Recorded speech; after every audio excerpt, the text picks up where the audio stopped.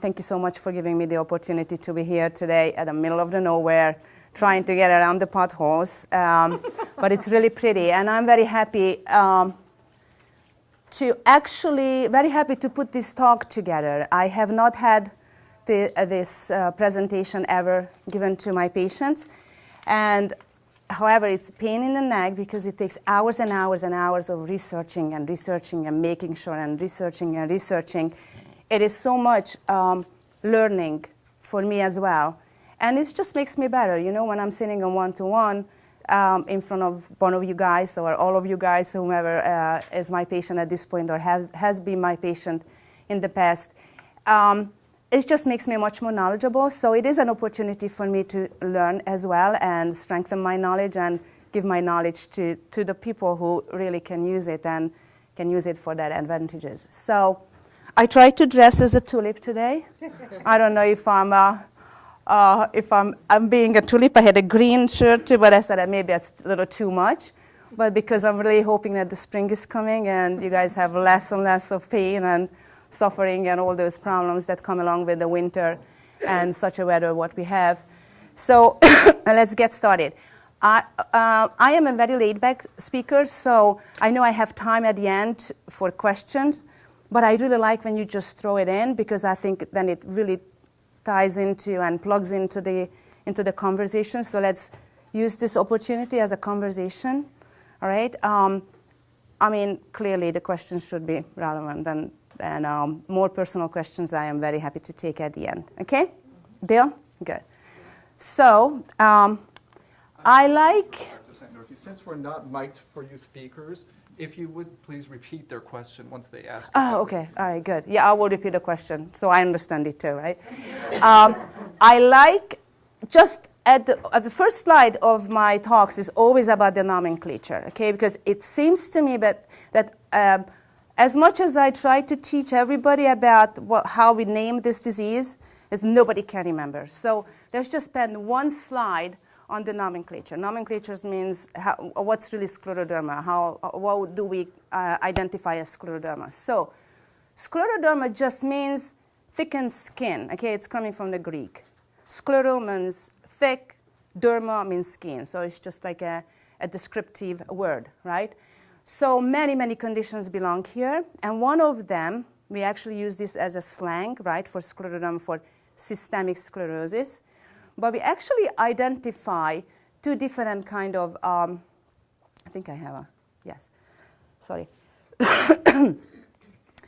We identify two different kind of conditions that under this umbrella we should be dealing with. One is the localized scleroderma, okay, where we have, if you look on the left-hand side of that little figure, right, we have two different kind of conditions. We call them morphea and linear scleroderma. And the real disease, the disease that we are talking about today is systemic sclerosis, right? Mm-hmm. But we just use the slang scleroderma. We use it as doctors as well. It's not particularly right, but it's much shorter than systemic sclerosis, okay? So under this category, we have the limited form and the diffuse form. And the confusion is always coming from the fact that people believe just because they have limited, it's limited to the skin. No, it's wrong. It's limited to a particular area of the body, right? So both forms, the limited form and the systemic form, a diffuse form, is systemic. Both forms have internal organ involvement. The difference between the two is whether the skin is only involved below the elbows, below the knees, and on the face in the limited form, or the whole body is involved in the diffuse form. But both forms can have internal organ involvement. That's why we call them systemic sclerosis, all right? So everybody's getting this right. At the end, there's a questionnaire. You have to fill out, just joking. Yes? When you're talking diffuse and you're talking about hard skin, what if you don't have any indication of hard skin, but just all internal organ involvement? Okay, that's an elevated level of question for the conversation today. That's the scleroderma, sinus scleroderma, very rare form. It means that the internal organ involvement is very suggestive of systemic sclerosis, but we don't see skin changes. Rare form existing, okay? Yes, very rare. All right, let's move on. So the first part of the talk is going to be about nutrition and problems with all the parts of our body that can be involved with scleroderma, therefore causing problems with, as I said, nutrition and supplementations. So main issues: small oral aperture, right? Meaning I can't open my mouth wide enough. And the patients my patients who sit here, they know that the first thing I do is when we start a physical exam, I say, open your mouth. Now they stopped sticking their tongue out. They understand it's not about a lick test. It's about I'm going to measure how big that oral opening is, right?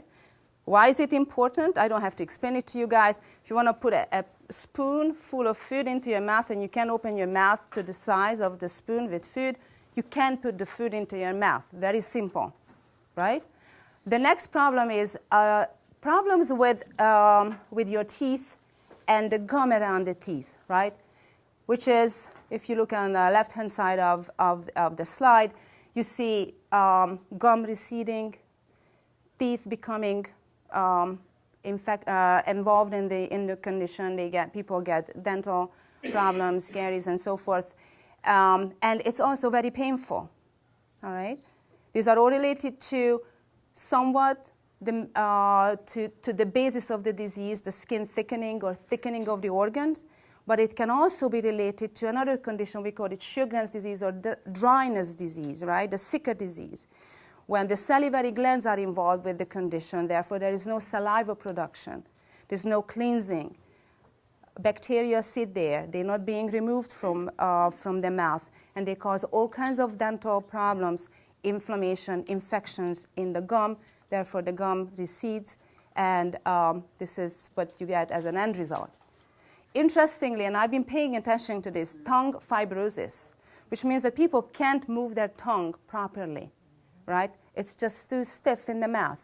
Well, if your tongue is stiff in your mouth, you can't process the food, you can't push it back, right? So the swallowing is going to be affected. So people don't want to eat. It's uncomfortable. It's painful, right? Dry mouth, I just talked about this, right? It's part of scleroderma. We see it so often. Dryness because of the gland involvement, right? And swallowing problems. I put a little picture on the side. I guess it's always good to see these things. So what you see here is, this is the esophagus, right? Which is in between your throat and the stomach, right? So the food passes through, goes down, goes into the stomach. Now, that should not look like this, right? This esophagus is dilated, as we call it, too large. Why is it too large? Same business. Something is wrong with the wall.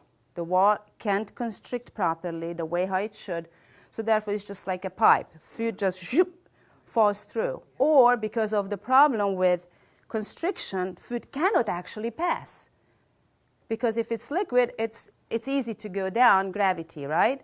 But if it's a piece of meat or a piece of whatever, cracker or whatever we're trying to chew and pass, it's just going to sit right here and says, I'm not going to go down, but that's for sure.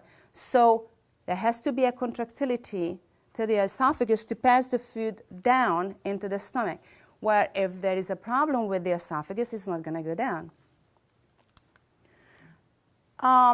Next big problem is, it's called gastroesophageal reflux, or GERD we call it, disease, or reflux disease, or heartburn, or indigestion. We have many, many words for it. It's all the same problem. Because of this sphincter, we call it, on the bottom of the esophagus, there has to be like a nice tight band. The nice tight band is not a nice tight band. It's a nice open band, right? So if there is no closure to the stomach upwards to the esophagus, to the food pipe, then what's going to happen with the food? It's going to come back up, right? So when you lay down, even when we're sitting, even whatever we do, the food is just washing and washing along with the acid, washing the esophagus, comes up into the mouth, and eventually, where is it going to go? Into the lungs, okay? Different topic. All right. The other problem is gastroparesis, it's called. I'm putting all these words up so you guys get familiar with the wordings, okay, when people throw these out and don't explain it to, okay. All right, so gastroparesis, you see the stomach sitting right up here, right? Food sits in the stomach. Now, food should not sit in the stomach for longer than like 2 hours or so. So we digest it and we pass it on. It goes down into the small bowels and so forth. But unfortunately, same idea, the wall of the stomach becomes involved. Food is not going to be pushed and squeezed out, right? And it's going to sit there. It just sits there and sits there and sits there and doesn't want to pass. So it's not natural for the food, right? So then we're back to the same business. Food comes back up, goes into the lungs, and on the top of everything, it doesn't get digested, and you don't get the nutrients out, right? My favorite is watermelon. Oopsie, sorry about that. My favorite is watermelon stomach. When I first started, our office at Jefferson moved to a different location, and I gave the diagnosis to a patient, watermelon stomach. Everybody were like laughing to death. Okay, watermelon stomach, ha ha ha, ha ha ha. And I was so upset. I said, you guys have no understanding what that means. So anybody knows what watermelon stomach means. It doesn't mean you have a big watermelon belly that these people were thinking. Anybody knows what that means? Why is it watermelon stomach? Well, it's watermelon stomach because we have these, if you look at your skin, you have those red spots, right? We call them telangiectasias, another long word, right? Open vessels. You have the same thing happening in the stomach, right? We get these little open vessels. These vessels can break, and they can actually bleed.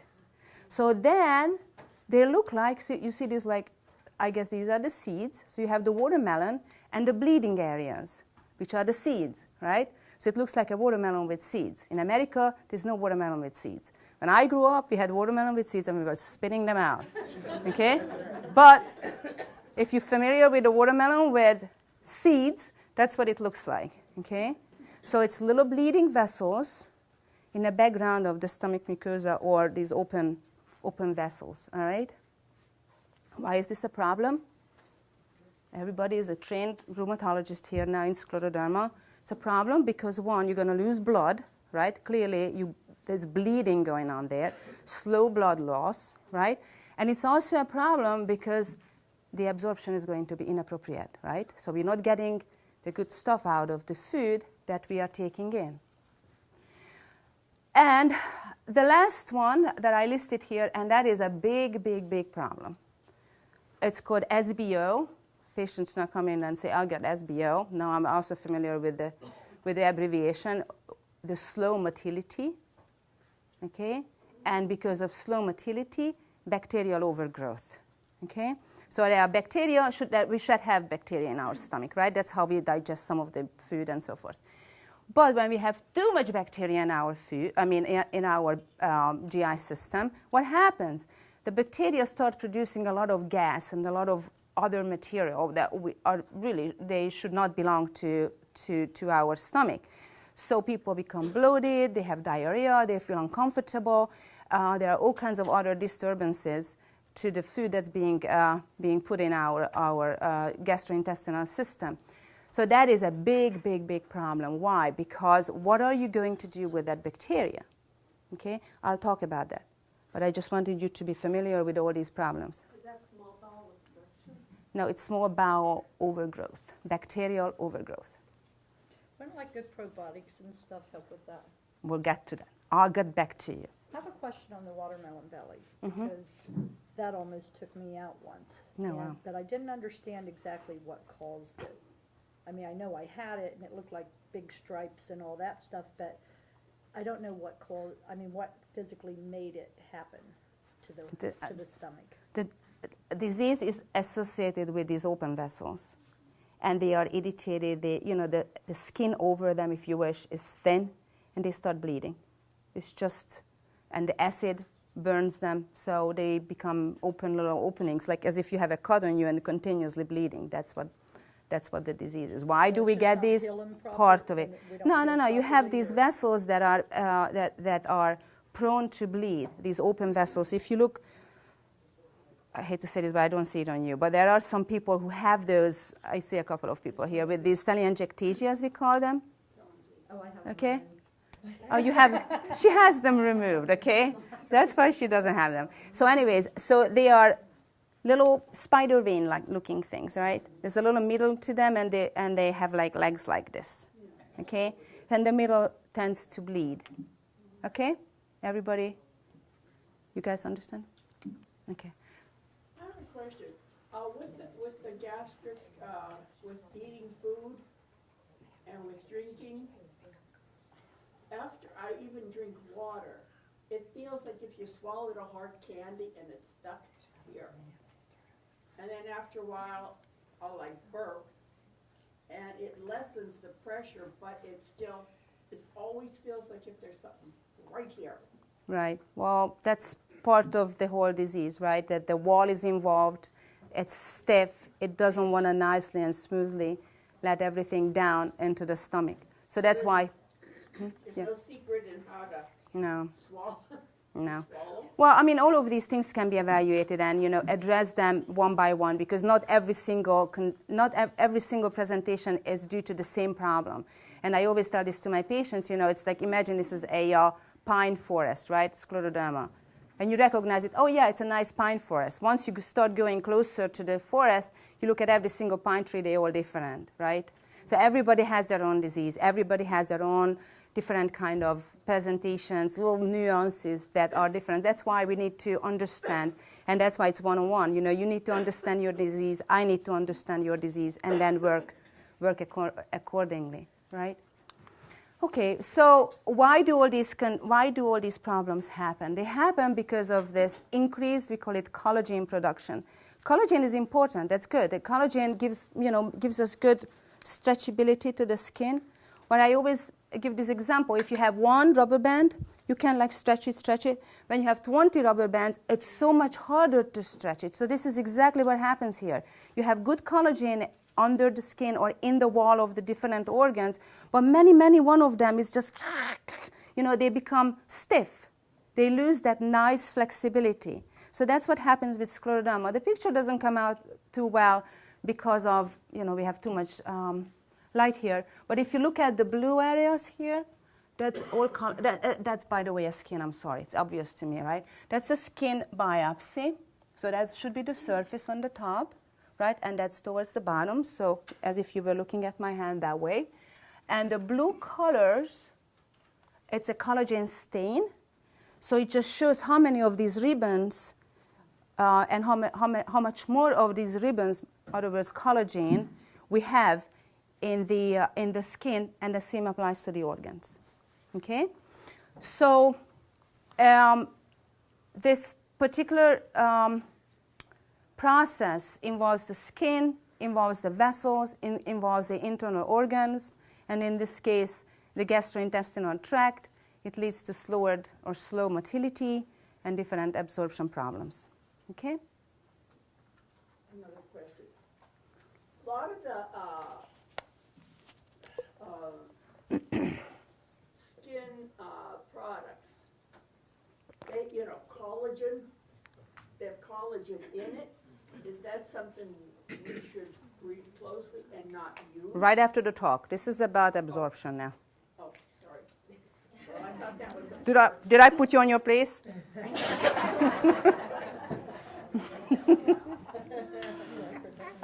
Good question. Different topic. Okay. A lot to talk about skin and skincare. Okay. I have that prepared at the end of the I almost said end of the visit, end of the talk. We talk about it.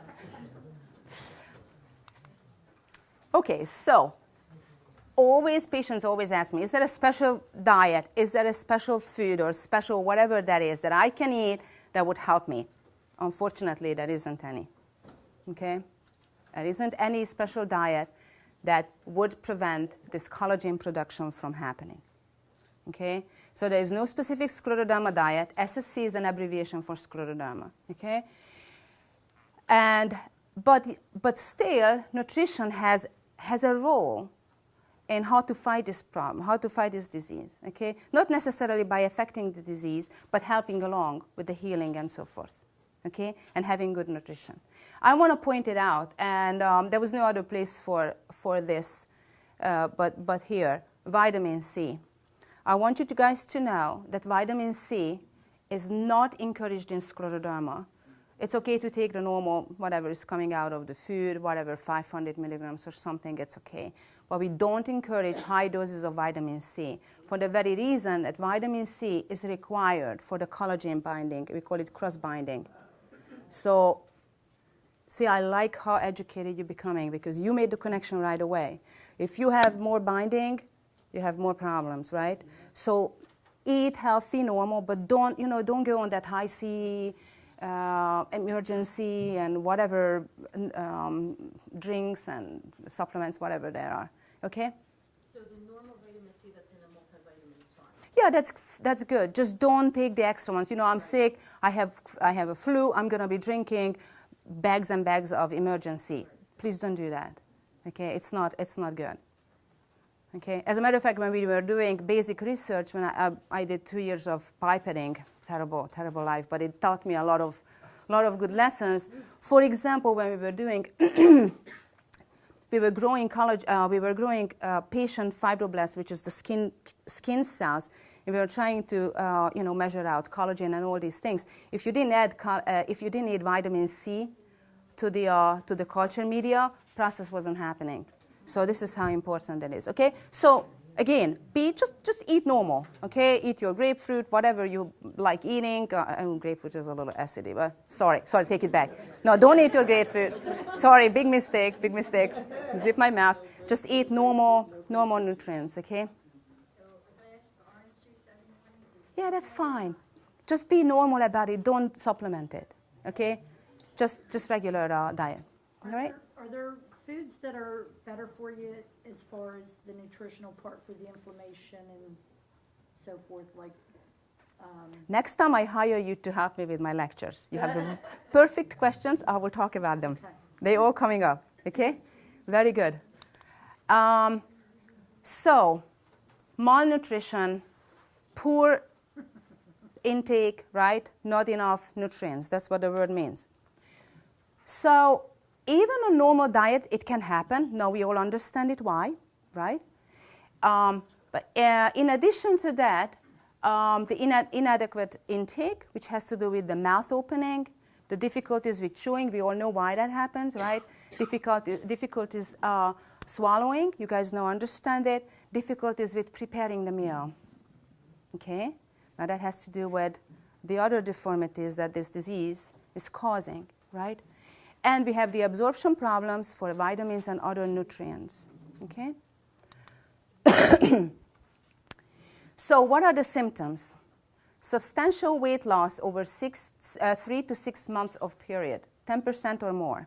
And my patients know that I pay super attention to weight. When it's going up, when it's going down. When it's going up, we make a whole plan of how to lose it. When it's going down, we talk a lot about what that particular person or patient is eating, how much, and so forth, okay? And we try to find out, based on this previous information that I just told you, why is it happening? Is it a problem because nobody's helping you to cut up the food?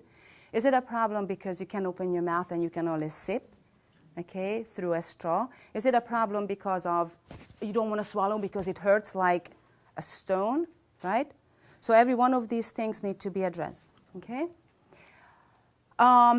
The malnutrition also presents in weakness and muscle wasting, okay? So I actually pay attention to that as well. Excessive or new onset of fatigue, okay? And I have somebody in this room who had that, and we went through this. I don't want to say who that was. I'm not looking there. And it was a real problem. And when we fixed some of it, she actually told me that I'm feeling so much more energized. I'm feeling so much happier. I'm so much more part of life at home, okay? Increased susceptibility to infections, it's clear, right? Delayed wound healing, again, because it has to do with all the good nutrients and vitamins. Brittle nail and excessive hair loss. Excessively dry and flaky skin, okay? So what do we do besides looking at it and talking about this? We do some laboratory testing. We can actually look at the protein level, which is coming out of the liver function test, okay? They are called albumin and prealbumin. These are measures of nutrition. Specific vitamins and elements such as iron, zinc, B12, vitamin D, okay? And we do the breath test for small bowel bacterial overgrowth, the SBL, okay? It's a 3-hour endless test, but it's very informative, okay? We can also look at folate level, which is one of the vitamins we needed for anemia, for blood cells to grow, keratin, which is vitamin A, vitamin D level, and the breath test I just told you. So let's talk about these. Problems with chewing or swallowing. So I think juicing actually has a role in scleroderma. In general, I always believe if you have teeth, you should chew, okay? That's why we were giving teeth, because we need that, all right? We need the whole process. The problem is, as we talked about it, that there are other issues in scleroderma that prevent you from chewing, that prevent you from processing that food inside the mouth. So I do believe that juicing, however, I know it's expensive, those juicers and so forth, they are actually helpful and they should be used, okay? So use your husband. I found this on the internet. I thought that was kind of funny. They can push it through. I wish you saw it. He's half naked too, okay?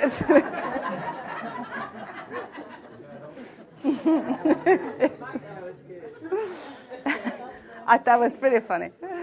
All right.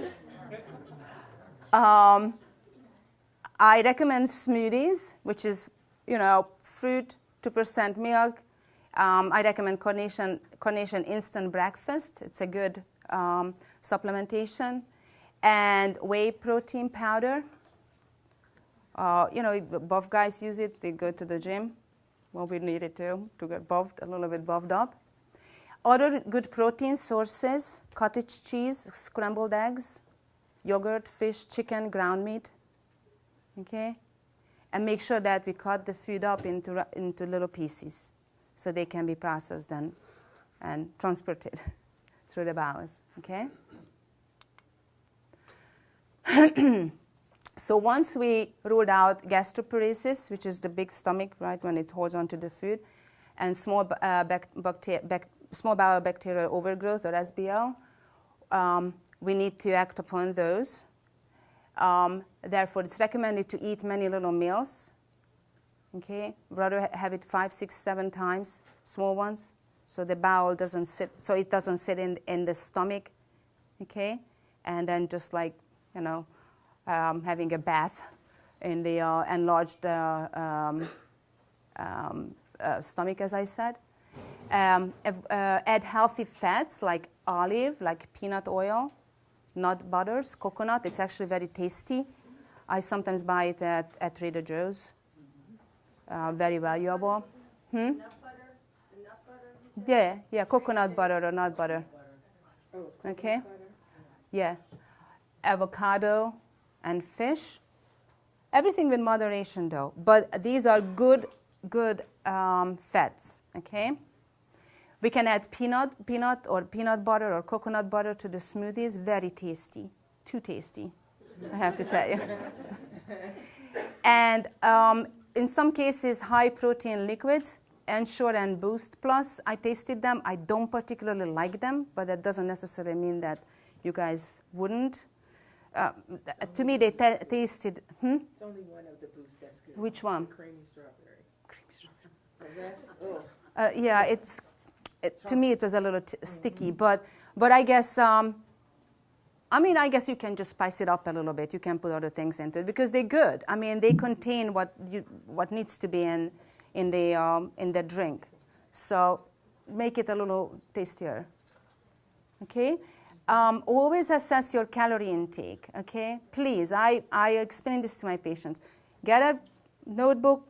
Start in the morning, write it down. I had this one for this much calories, this one for that calories, this one for that calories. Because we can get food very easily. I say, I didn't eat all day long. Yeah, except for that 2 chocolate bars I just pushed down in 2 seconds, which was about 600 calories. Or you believe you're eating, but really the calorie intake is not enough. So everybody has their own amount of calories that they need to consume. Okay? All right, so general diet recommendations, therefore, are small, frequent meals, every 3 to 4 hours or even less.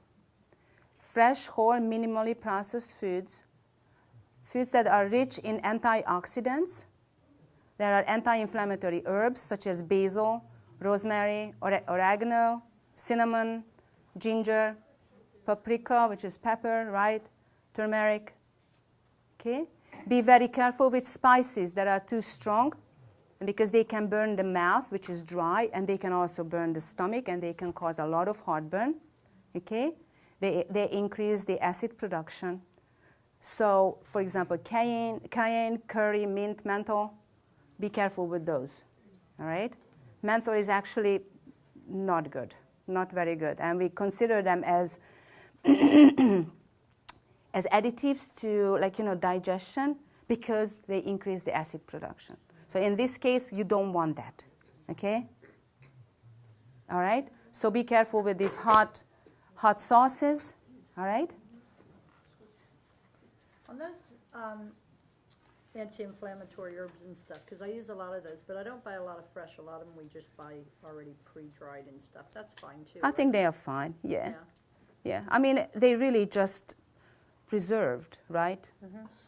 So, I mean, we can have like an herbal garden at home, and that would be nice, but I mean, I think it's not realistic. I think those should be fine, all right?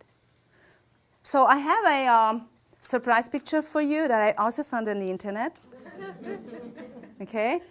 And I want you to tell me who the person is and what she's doing wrong.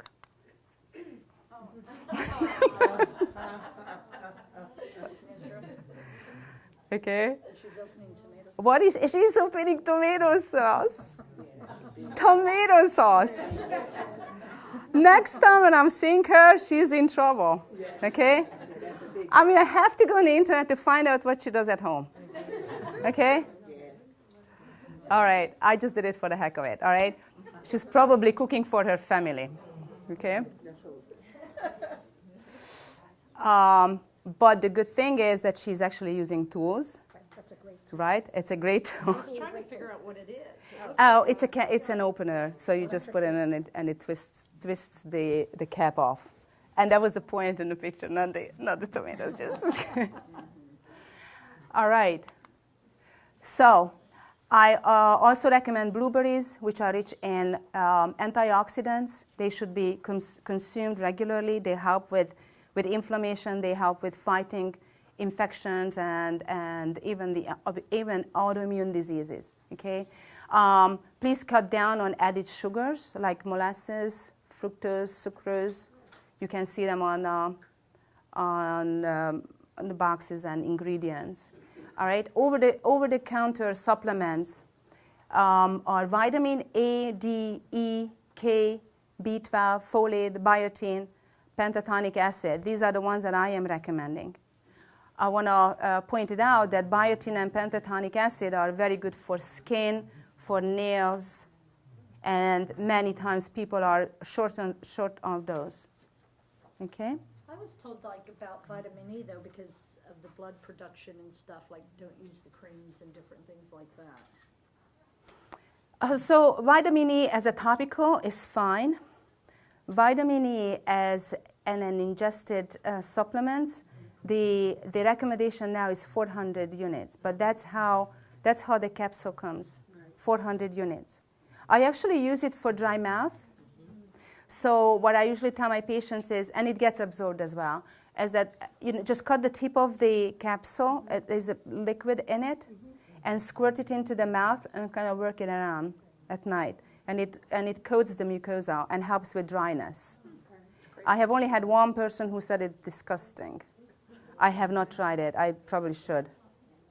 Dry patches and yeah, that's fine. Those are fine. I cut them open. Yeah, but they don't absorb in a higher amount, but the capsules at 400 is what the daily recommendation is. Okay. What is that acid? I've never heard of that. Mm-hmm. B5. It's B5 vitamin, but it's listed as pentatonic acid. If you look on, it's called hair and nail vitamins.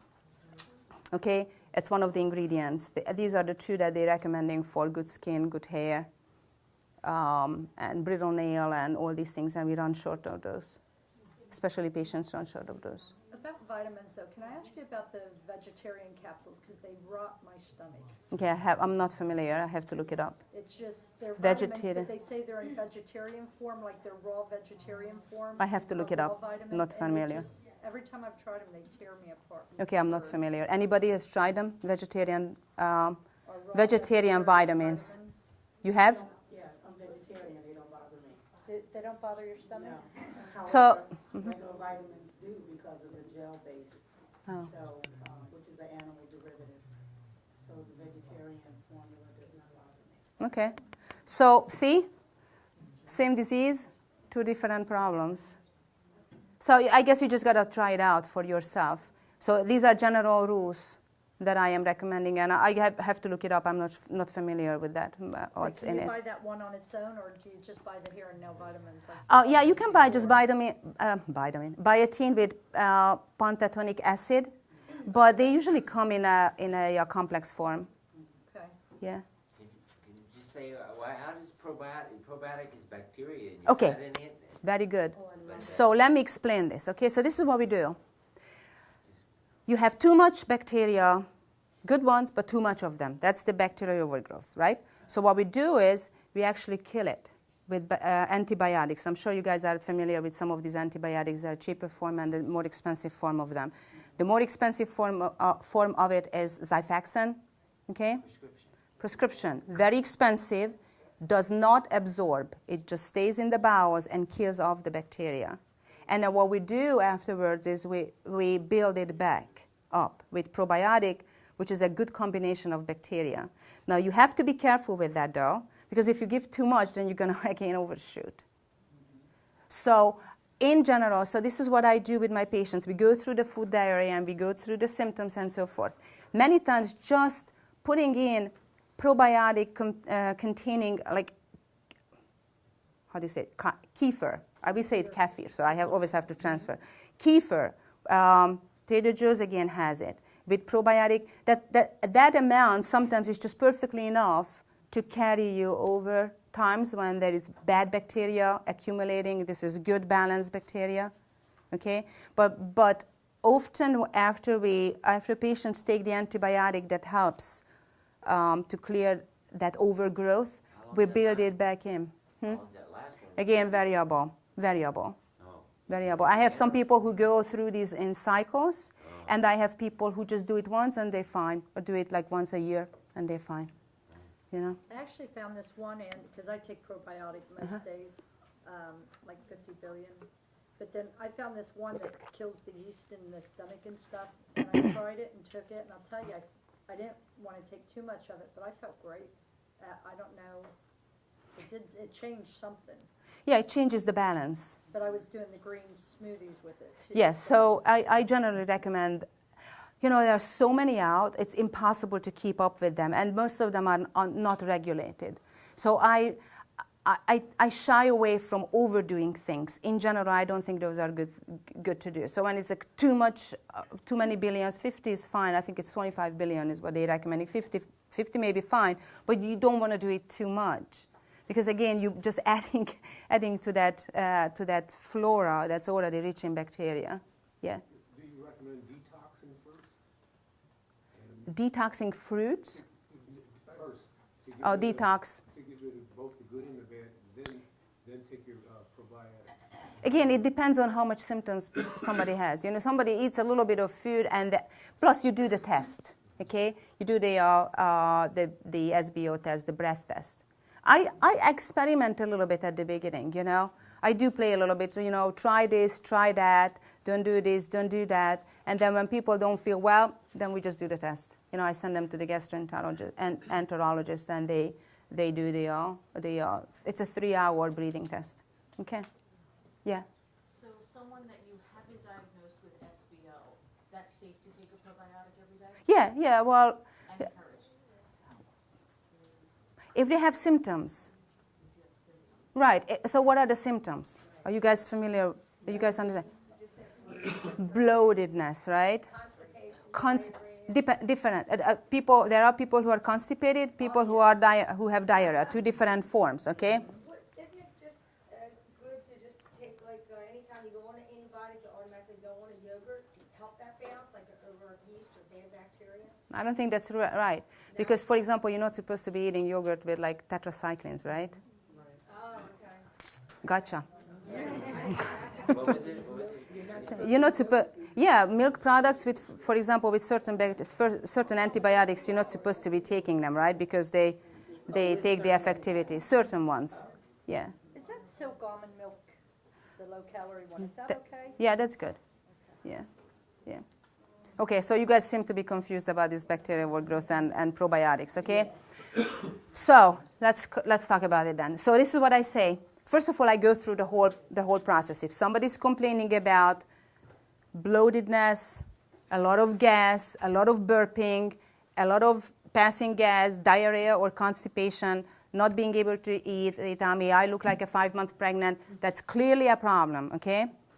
On regular basis, when they just have bloatedness from eating beans, everybody has that, okay? That's not bacterial overgrowth, that's not abnormal, that's normal, okay? So when somebody has that, what I usually recommend is to say, why don't you try to increase your probiotic intake a little bit and see what happens, okay? Plus, I make sure that they take their acid suppressants because many times that can be another reason for feeling bloated on the top of, gastritis, meaning inflammation in the stomach and so forth, okay? So that's what I do. When that doesn't help and the person says, I tried it, I did it for about a month, makes no difference. That clearly I'm not on the right track, okay? Or maybe I'm on the right track, but I didn't fix it. Okay, so in these cases, I don't encourage to take probiotic per se. I don't say start buying a line and eat it every single day because that may be actually counterproductive, right? But I do say, why don't you try to add a little goodie to your system?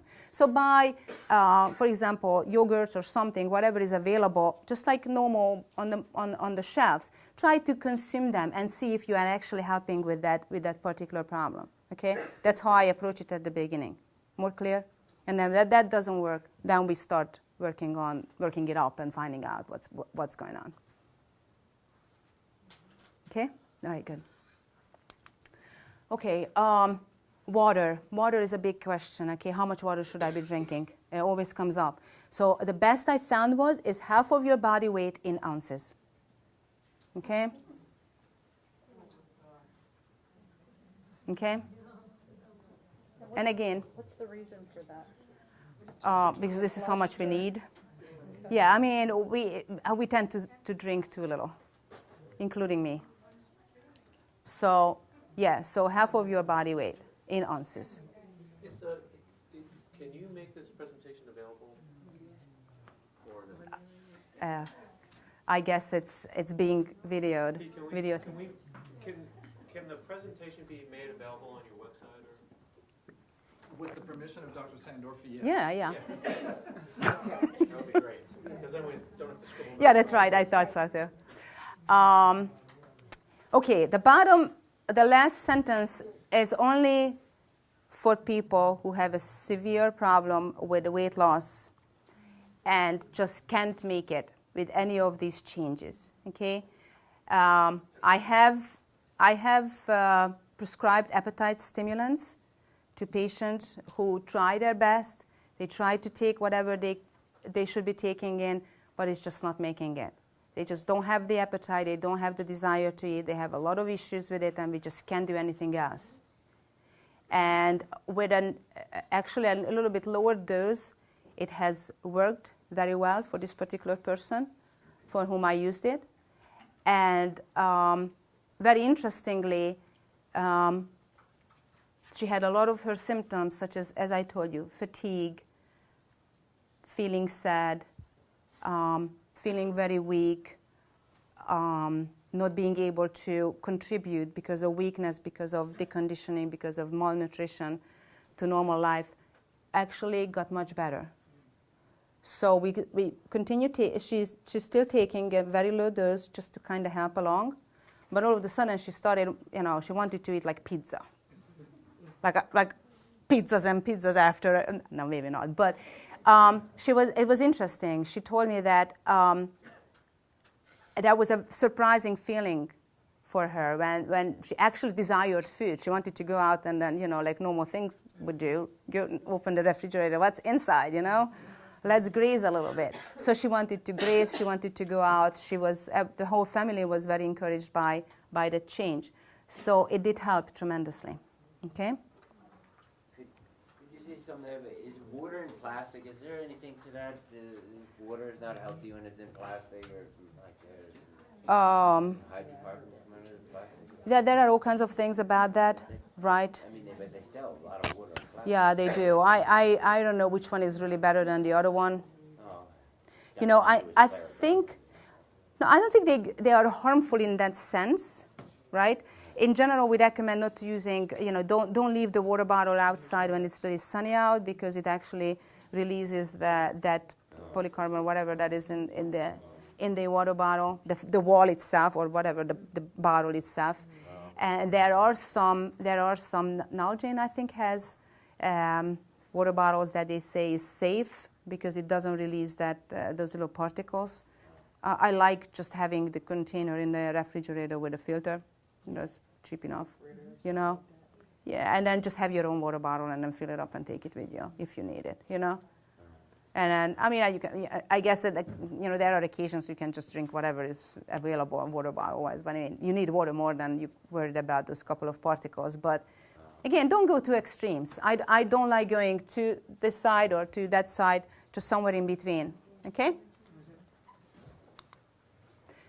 Okay, so reflux and heartburn, we talked about this. Avoid tomato, greasy food, coffee, garlic, onion, peppermint, spicy food, right. Carbonated beverages, alcohol, bad. Motility and constipation, we recommend a lot of walking, exercise, high fiber diet, probiotics we talked about, to exhaustion, fluid intake, and occasionally medications, prescription medications are needed, right? To avoid inflammation, they recommend deeply colored fruits and vegetables, okay? Fish, ground flax seeds, walnuts, nuts in general, ground, so grind them up, okay? For fatigue, small frequent meals for continuous energy. You know that when you eat a big meal, everybody gets very sleepy, so that's not very good. Do it in little bursts. So there is always availability, okay? I'm a biker. I know if I don't eat regularly, I just start going down like this. When I eat my protein bar, in like 10 minutes, I'm up again and running. So it's really true. I myself experienced that, okay? Fluid intake, we talked about. Exercise. So actually, I talk about this a lot with my patients.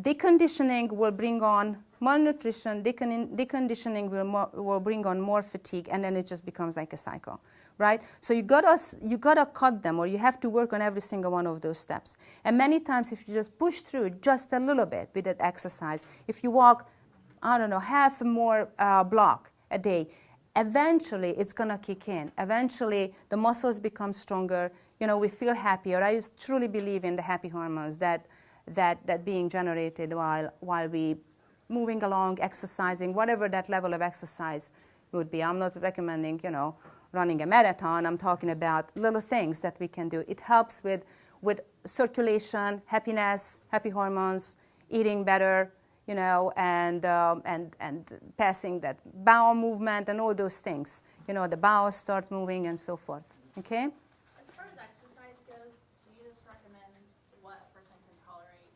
Like, very individual. Pavement's very hard on the knees. Yeah, don't do it then. Just individual. Exactly, individual. So it's learn your disease and learn your body. What's not good for you, don't do it. Okay? But what you can tolerate, you can push it a bit. Okay? That's what I usually say. Okay? Okay? With exercise, if one has problem with the joints, Mm-hmm. And having the scleroderma in the skin, Mm-hmm. Going into warm water pools for like Good Shepherd and things like that. Generally, those are good. Yes, I would That recommend them. doesn't bother the skin. No. No. Thank you. No. Okay. All right. For Raynaud's, we recommend everything that increases circulation. For finger ulcers, and that's interesting, zinc and iron actually is helpful for wound healing. Okay. For tight and thickened skin, again, we back to the vitamin E. We talked about vitamin E, right? And the biotin we talked about, they actually said 5,000 mics. That's how it's written on the box. So I just translated it into milligrams. It's 5 milligrams. Mics is microgram. 5,000 microgram is 5 milligrams. Okay? If you can't take iron because iron creates constipation. Okay. Well, I recommend iron-rich food, like spinach and things. Okay. Yeah. Yes, that's what I usually do. Okay? Okay, mood-boosting foods, water is everywhere, right? Vegetables, fruits, omega-3s, like salmon, tuna, mackerel, flaxseed, those are very good, they say. Complex carbohydrates, like whole grains, brown rice, fruit, vegetables, okay? We talked about how to boost these, I think we have already touched on those. Okay, they help, like, these are the ones that you want to eat in between. Like, have a little bit of a custard, okay? Let be happy. I mean, honestly, we actually are happy when we eat. I mean, I am. I admit to it, okay? Guilty. I'm guilty, okay? Colors, very important. I find it that when I look at a nice tray, with green and red and yellow, I was like, wow, you start salivating right away. So those are good things. We have to do everything that makes us happy. I'm joking, and that's part of actually, I am a very upbeat and happy person. I like messing around and joking around. I think it makes just sad things a little bit so much more tolerable. I thought I had read that the cheeses and stuff, a lot of the dairy wasn't good for the stomach, though. A lot. I guess in a lot. moderation. Yeah, moderation. But those are good stuff. I mean, you don't want to eliminate. I don't believe in elimination diets, for example. You have to have a little bit of things, but be careful with, accordingly. All right, so Linda Kaminsky. She helped me tremendously with putting this talk together. She doesn't know about it, but I use her. Linda is a nutritionist and very well known in the Scleroderma community. And she is actually a sufferer of Scleroderma, and she's a great resource. She has a website. I went on her blogs, and I read all of those things. It's great. It's really good. So I recommend her site. I recommend the book. I have no shares, so I have no interest. Okay. So I recommend her work to you guys. Much more information about different kind of recipes and all kinds of things. Those are very helpful. Okay, if you just plug in Linda Kaminsky into the internet, she's gonna pop up. If you add Linda Kaminsky and Scleroderma, it's everywhere. Okay. Yeah. All right. Wow, that was first part. Should have been right. I know. How are we doing? Let's see how much we can do. We can eat quickly, right? There's no problem. All right. Pain. Well, that is a very hard topic, okay? Very, very hard topic for a rheumatologist, regardless of the disease, how to control pain, okay? And this is what patients say. Everything hurts today, okay? So in Scleroderma, what are the sources of pain? Stiffness and achiness, which are the common problems in Scleroderma. Joints, which are stiff due to the fluid accumulation that has to do with inflammation and circulation problems, right? Arthritis, which is part of Scleroderma, as it is part of any other arthritic conditions that I am dealing with. Joint contractures. I don't have to explain any one of these to you guys. Tendon problems, nerve problems, okay? So, joint stiffness, okay? Typically, it's in the morning, right? As the day goes on, the symptoms get better. It has to do with inflammation and swelling of the hands. You see the puffy hand on the left-hand side, the right-hand side as well, very typical for Scleroderma. The problem is within the blood vessels, they become leaky, so fluid comes out of the vessels because of the inflammation. The wall becomes much more permeable to the fluid.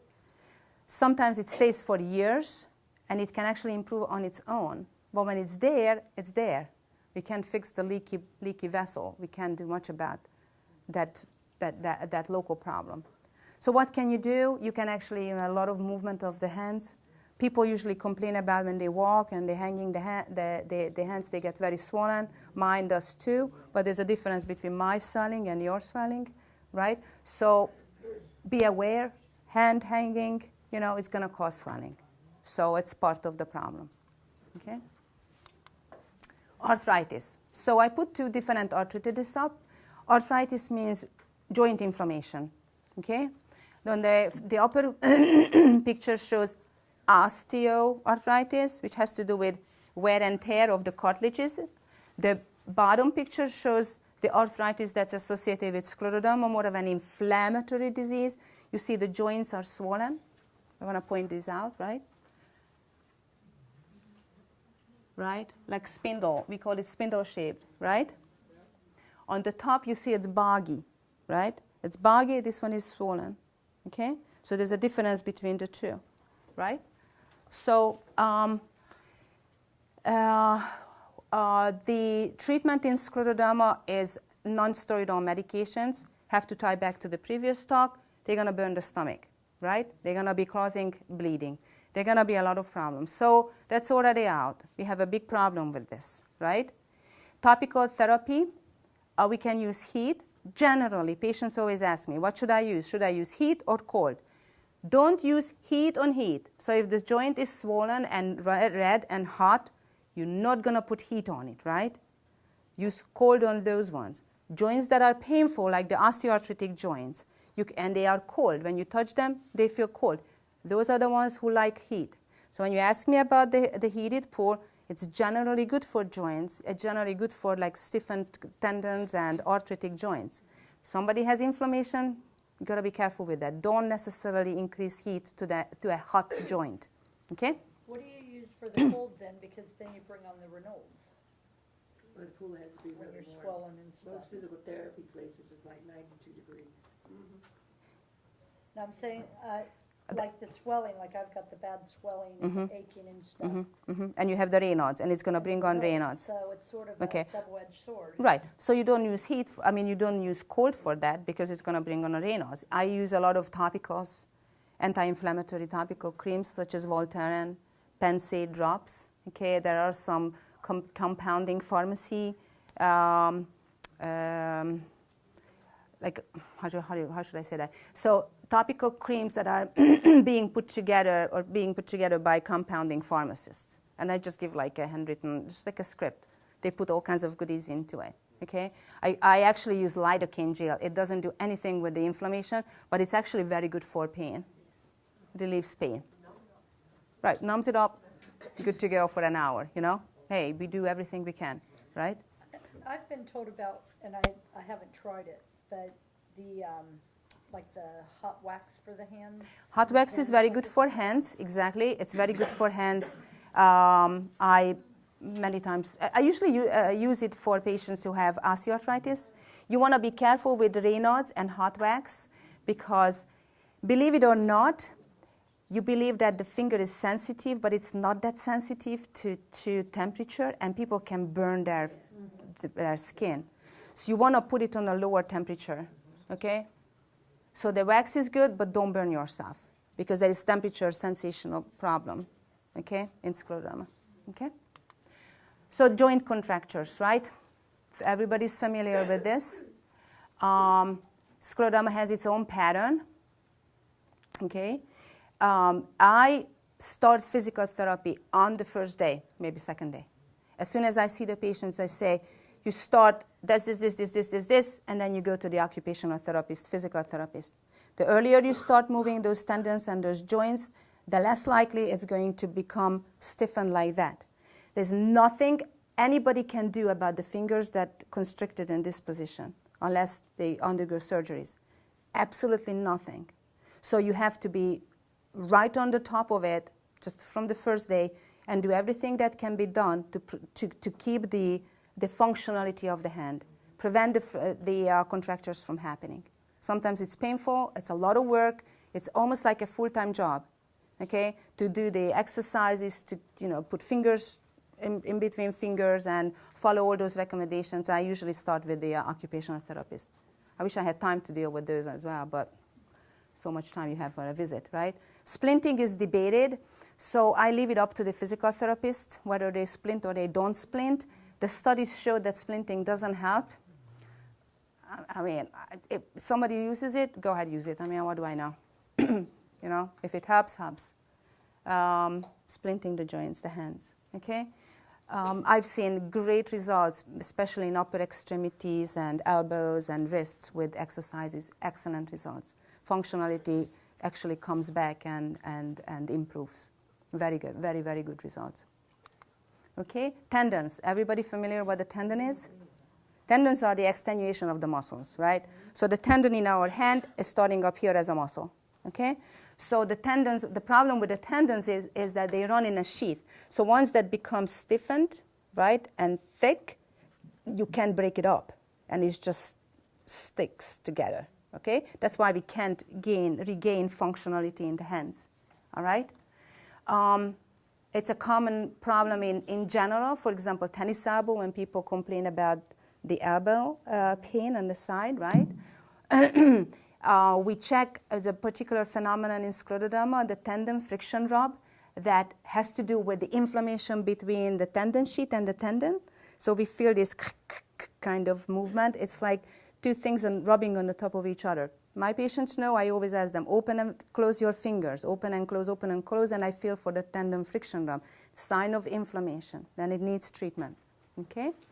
Same thing, anti-inflammatory medications, injections, debated in scleroderma. Sometimes, very selected cases, we do them, and change in therapy, okay? What happens when you get the elbow ulcers? Is that the same as the tendonitis? No, it has to do with skin stretching, nutrition to the skin, oxygen, right? Is the tennis elbow like when you get the pain in your elbow? I just thought that was because I'm not using my hand properly because of the pain in the hands. It's repetitive movement, okay, a lot of this. So if you are hammering all day long, you're going to get that tennis elbow, okay? It's just repetitive movement. So you can see it in common, you can see it commonly in the general population. But tendonitis in general is part of the disease as well. So there's more risk to develop it, in other words, okay? Okay, nerves. Anything done with hyperbaric units? That's for skin. Skin ulcers, healing skin ulcers for hyperbaric. So it's not for tendons. No, I mean for No, for joints. no. It's hyperbaric because it's high oxygen. So you give a lot of oxygen, so the healing process is fastened. Okay, it's hyperbaric oxygen. So you get the normal oxygen in the air, and that one is high oxygen content, so they push it in, so you get more nutrients. Okay? All right, nerve problems, right? We have nerve issues in scleroderma. Carpal tunnel, everybody knows that, right? Carpal tunnel syndrome has to do with this nerve that's called the median nerve running into the hands. Typically gives burning and numbness in the first 3 fingers and a little bit to the 4th finger, the inner part of it, okay? Sometimes requires surgery, requires bracing, and we do all kinds of things. Sometimes we inject. It's a big problem in scleroderma. Why does it happen? Tight space, okay? Not enough space for the nerve to run down, okay? We call it trigeminal neuralgia, just means a nerve that has three legs or 3 arms to it. It's on the face, right? People complain about pain and numbness and burning sensation to the face. You see, I tried to, the green, red, and the purple color, right? The 3 different legs or branches to the nerve. That is actually part of scleroderma. We see this, not very commonly, but it may happen. Most of the time, the funny thing is that patients would come in and they say, well, I went to my dentist, I went to the ear, nose, and throat doctors, I went to this, I went to that, and I see them and say, oh, you got trigeminal neuralgia. And they say, see, I knew it. I knew you were going to know it. Well, I do, because it's part of the whole problem, okay? Many times it cures itself, it goes away, or we can actually use we call them nerve medications. Anybody familiar with like gabapentin, Neurontin, things? Okay, those can be helpful. All right. Does it have anything to do with the saliva glands, or? No, it goes around it. The nerve comes out and then runs. When No. you have a parotidectomy or partial parotidectomy, That's a problem because it's hard to remove the parotid because the nerve is right on the top of it. So they have to like do all kinds of things. They have to like pull it, and that is a complication of the surgery itself. Okay, because Okay. if you have salivary gland cancer. Yes, but that can be involved. Yeah, you're on the right track. Okay. Can I ask you one question on that? Would that feel like a pain, almost like a migraine in your temple, and it feels like it's going into your sinuses? Could that be that? It could. It could be the upper It's part. always Remember? just the one temple. Yeah, and right it here. always feels like it then goes into my sinuses. It's like Yeah, it's it feels like a massive migraine this- in that one temple. This area. Yeah, it could It goes happen. right into the sinuses. It could I just it thought could be. was- Could not. Yeah, it could be part of it. Yeah. All right. So the point in this slide is you need to learn your pain. Okay. You need to know. I always ask, what's your pain? Boring. How would you grade your pain on a 0 to 10 scale? 10 is the worst. 0 is the best. Okay. People say, oh, I have a high pain tolerance. Doesn't matter. Your pain is your pain. Okay. So I want to know: is it a 5? Is it a 4? Is it a 6? Learn it. Okay, it's helpful because then you know I'm having most of the time level whatever pain. Now that we did this, my pain is this. It's very helpful for your doctor. Learn the quality of the pain, okay? Quality of the pain means burning, stinging, dull, achy, whatever, stabbing, lancinating, whatever terminology you use for that pain, because it helps us to identify the origin of the pain. The way how people describe the pain, the words they use, is actually we translate it into the problem, nerve, joint, tendon, whatever that may be. Okay? So you always know what the problem is. I have to get it out of you, okay? So the more you know about it, the better you can explain it. What brings it on? What takes it away? What part of the day it comes? What do I eat? What do I don't eat? Whatever that's related to that pain is extremely helpful for us. Then we can, address it accordingly, okay? Okay, well, I talked about those. All right, complementary medicine. So very important, please. Okay, it's not alternative, it's complementary. We use them. But what are the keywords that I encourage you to look out for? Breakthrough treatment. It's a cure, okay? Leading universities' research showed such and such and such. Those things are usually not true. Hate to say that, okay? Hate to say that. Those are usually not true. If there was a cure, I signed up, okay? Can I please have that? And I would be like, you guys line up, I'm giving it out. Like endlessly, okay? Unfortunately, there's no cure. So neither one of these things are very likely going to cure the problem, okay? And very important that you discuss it with your doctor, okay? And if I don't know it, I'll look it up, and then we'll come to some sort of a conclusion. As long as it doesn't hurt, I don't have a problem with that, okay? That people are using it. In general, I try not to use anything that boosts the immune system, okay? No boosting. Don't boost it, please, okay? It's boosted, all right? No boosting the immune system. Just, help along. We talked about it. I don't want to go into it again, okay? But when you're looking for, complementary medicine, just find institutions who have legit places. Like Jefferson Jefferson has a place, the alternative medicine. Those guys actually train to do that. They understand what they're doing, okay? So I'm still looking for, I think UPenn has a couple of good places. I'm finding it out, like Reiki and all these therapies. Go for practitioners who are trained, who have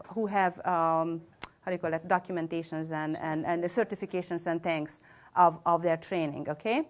And insurance coverage is always an issue. No insurance coverage, okay? So acupuncture, I use acupuncture for, you guys are familiar with it, mainly for pain, okay? I don't have a problem with chiropractic as long as you don't believe it's going to cure the problem.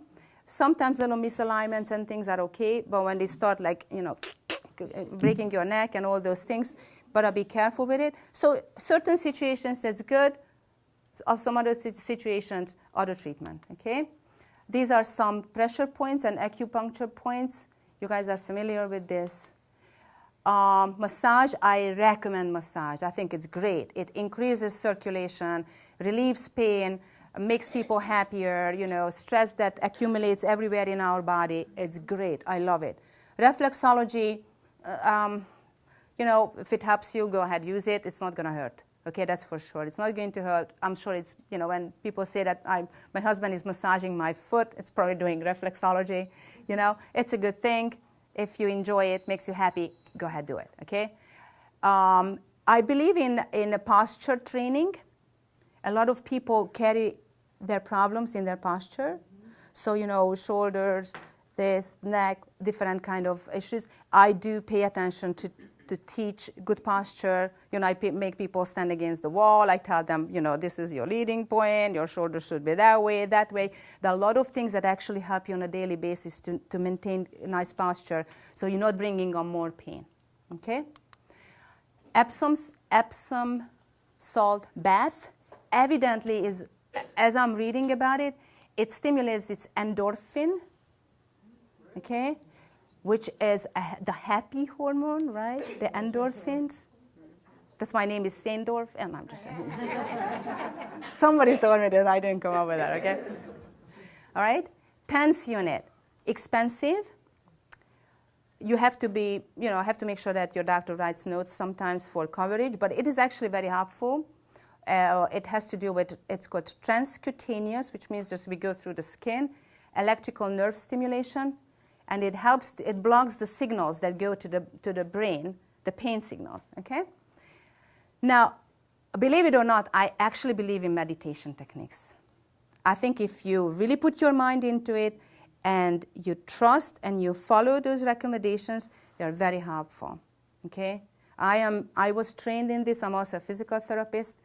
I know it from my own experiences that any sort of a relaxation technique, meditation, any sort of these is very, very helpful.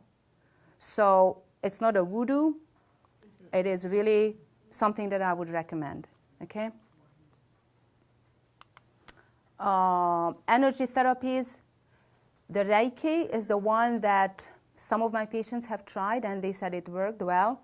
It's like, there's a healing hand thing that the person who is the healer has that energy that they radiate to the patient. I have not tried it, but people say it works, okay? And certain herbal and nutritional therapies. Recommend Hopkins Scleroderma website for further readings if you want to familiarize yourself with that, amongst other many, other literature. Be careful with what you're reading, okay? Thank you. Thank you.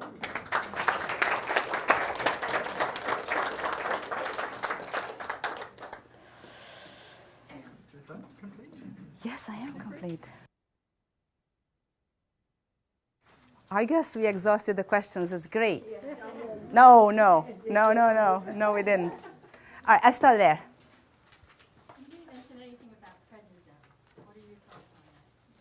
In which way?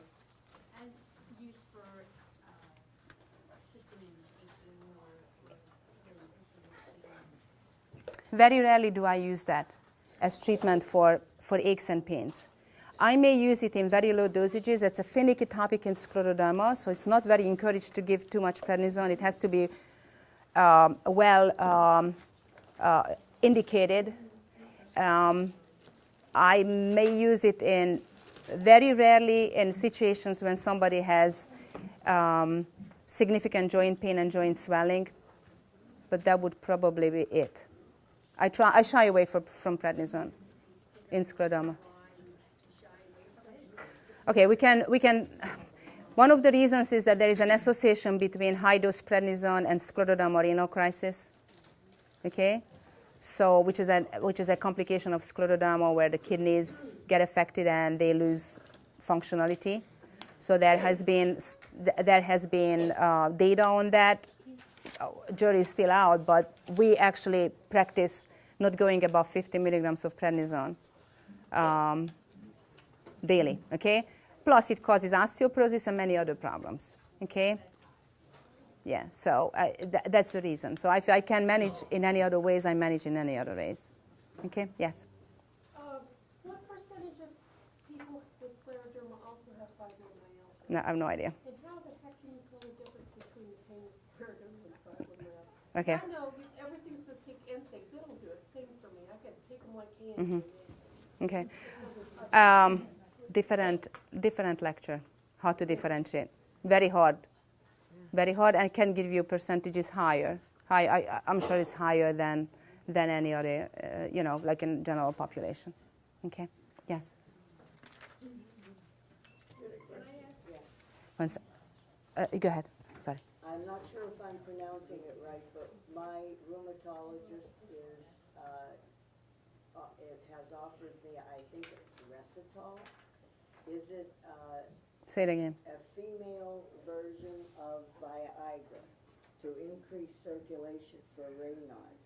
Have you ever heard of that? I was the first one to use it in the city. Take it off. How do you pronounce it? Cialis, maybe use. Sildenafil, if that's what you're referring to. No, it had a different name, but it's basically that. So you think it would help? Because I have an awful time with Raynaud's, and if I go on blood pressure medicine, I get really, really sick. My blood pressure goes down to 90/60.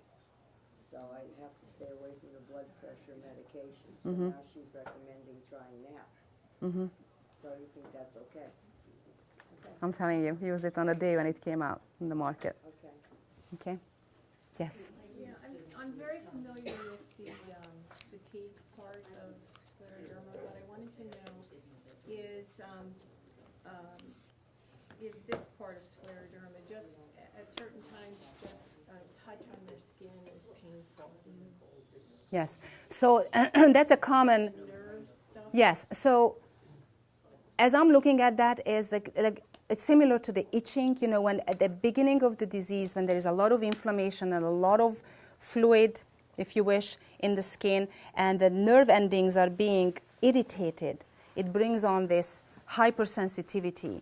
So which presents in itching. So when people tell me I have more itching and more pain to my skin somewhere, it usually means to me that the disease is progressing or involving that particular area. Or when it's right. So that's one part of it. There can be hypersensitivity to the nerves. Unfortunately, because of the skin thickening, the nerve endings can be altered.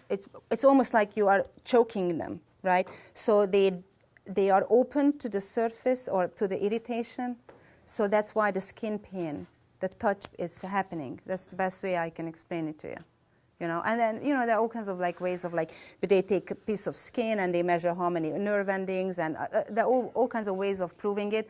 The bottom line is that it's not like you can cover them up, So then we use lidocaine, then we use nerve medications, then we actually try to work on the disease itself so that particular situation is eliminated. Okay? It's just a very light touch that makes it painful. Yeah. So that's an inappropriate transfer or recognition or proprioception or nociception, whatever we call it, of the nerve. Yes. Depends for what. For Raynaud's, yes. Yes. Yes. Provided there's no significant bleeding. Yes. 81 is baby, the baby aspirin. All right, thank you so much.